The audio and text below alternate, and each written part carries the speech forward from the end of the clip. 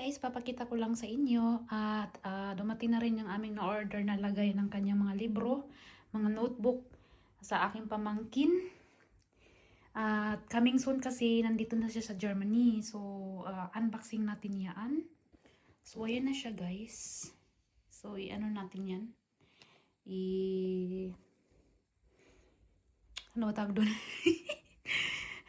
Lagyan na natin yan. I-ano na natin yan siya. Ano ba tawag doon?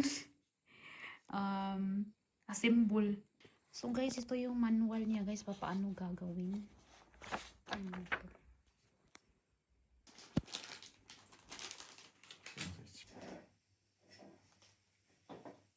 Ito na yung first ano guys, ang taas pala nito.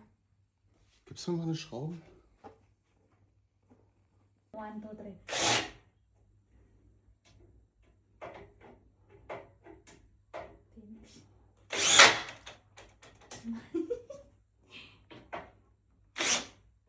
Diyan dala video da.